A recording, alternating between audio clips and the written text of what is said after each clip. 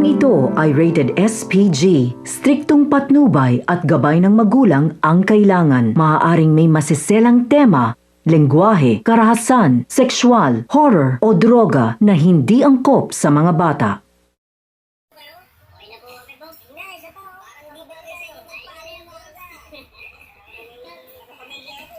Sigurado ka dyan, ha? Kaya na lang, uwi ka sa pamilya mo.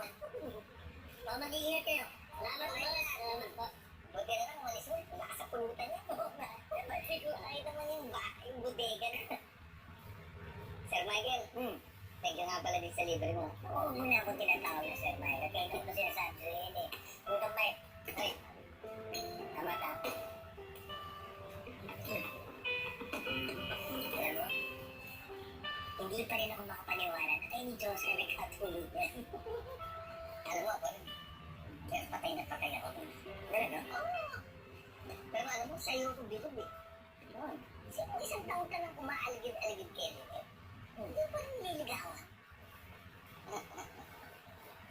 Hindi naman ako nagmamadali.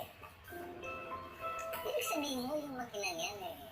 Mula nung umalis sa auto shop mo, wala ka naging girlfriend. Meron ako mga nilabas. Pero hindi ko naman seryoso. Ay, nahanap ko sa babaeng, mga tipong si Limet. Diba?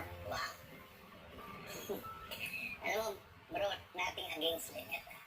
Baka na rin mga dating mo. Feeling ko, tipo mo yung maganda yung background, ganda yung trabaho, yung medyo nakakaangat sa buhay. Feeling ko lang yun yung mga hinahanap mo wala namang masama sa ganun. Maganda profesyon, kung ano man tinapos sila sa eskwelahan, dami na nila eh. Ano yun? Teka, ano madami?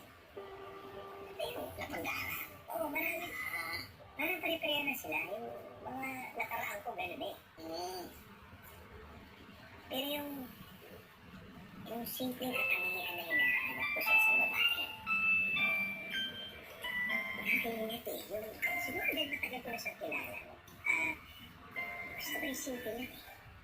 Tingnan mo, nahanap ko na si Latitudes.